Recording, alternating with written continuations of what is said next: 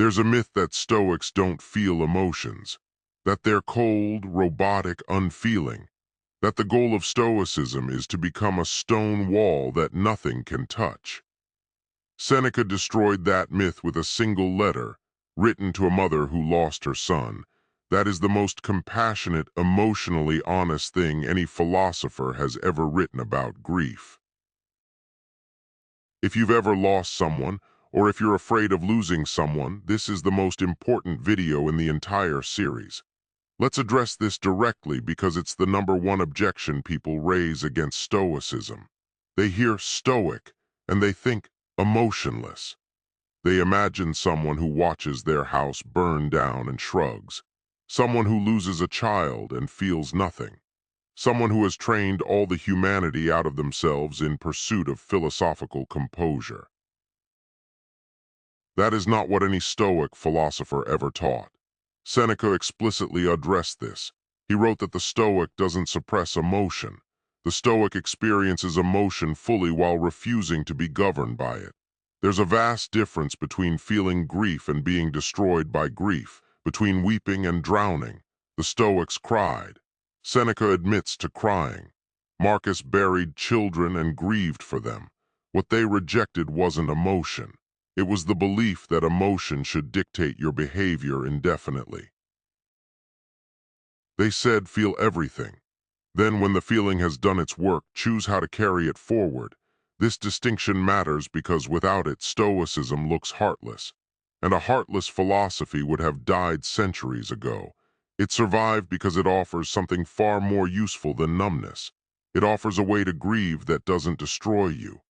Around 40 AD, a Roman noblewoman named Marcia lost her son, Metilius. 3 years later, she was still consumed by grief.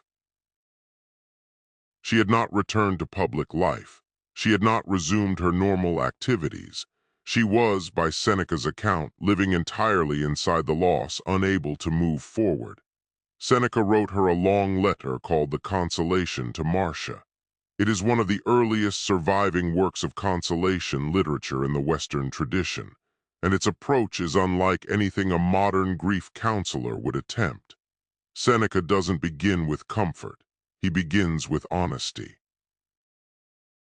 He tells Marcia that her son is gone and that no amount of grieving will bring him back.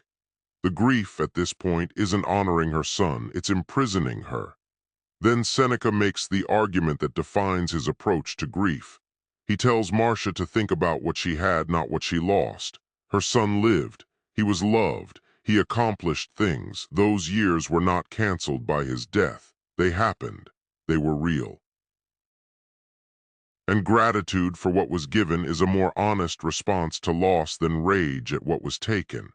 This is not look on the bright side.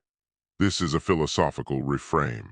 Seneca is saying that the way you hold the loss determines whether it destroys you or deepens you, and you have more control over how you hold it than you think.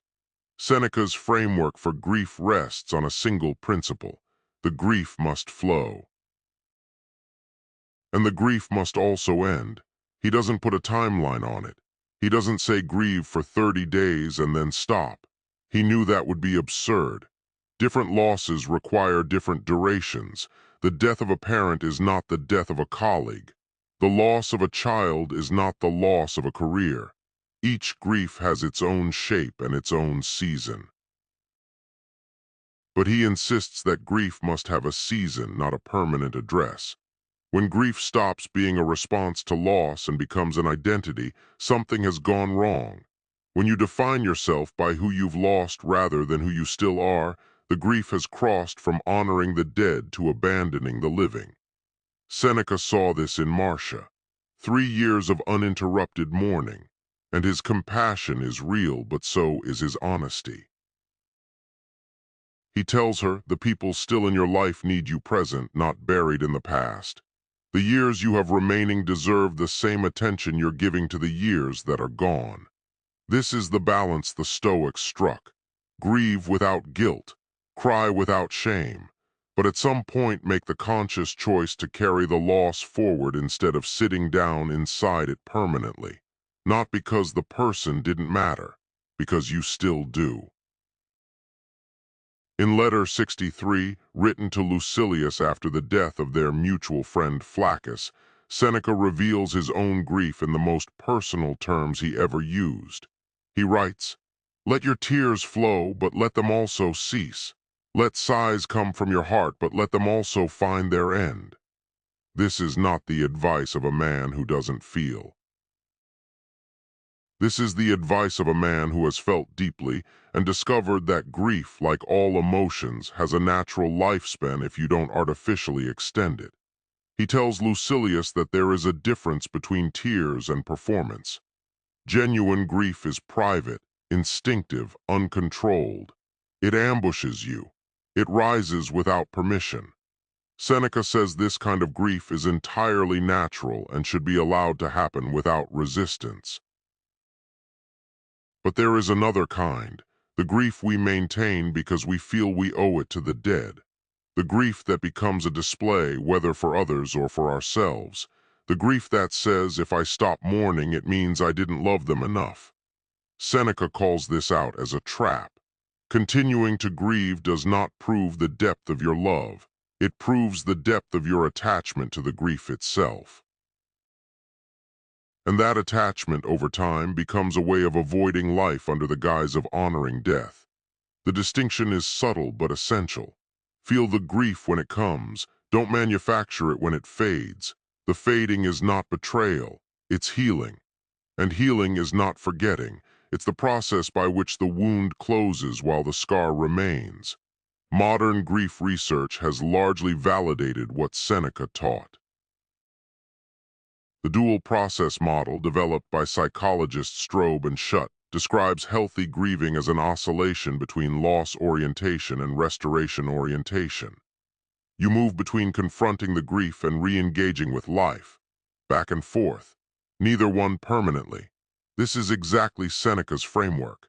Grieve when the wave comes, return to living when the wave passes. Don't force yourself to be strong during the wave. Don't force yourself to keep grieving when the wave retreats. Trust the rhythm. It knows what it's doing. Where Stoicism adds something modern psychology sometimes lacks is the philosophical dimension. Seneca didn't just say grief will pass. He said grief transforms. In letter 99, he writes that the memory of someone you loved should become a source of joy, not only of pain, not immediately, not forcefully, but eventually.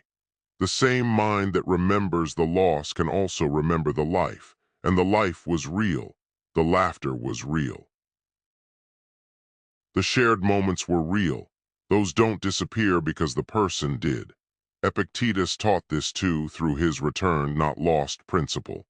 The person you loved was never permanently yours. They were given to you for a time, and the time was a gift, not a contract. When the gift ends, grieve the ending, but be grateful that the giving happened at all.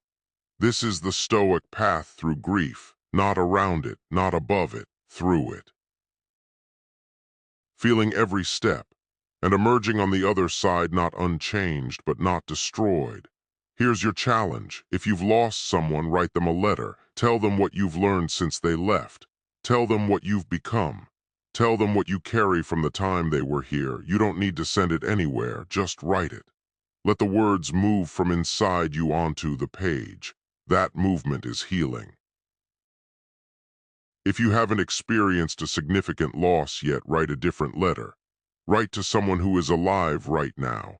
Tell them what they mean to you. Be specific, be honest, be vulnerable.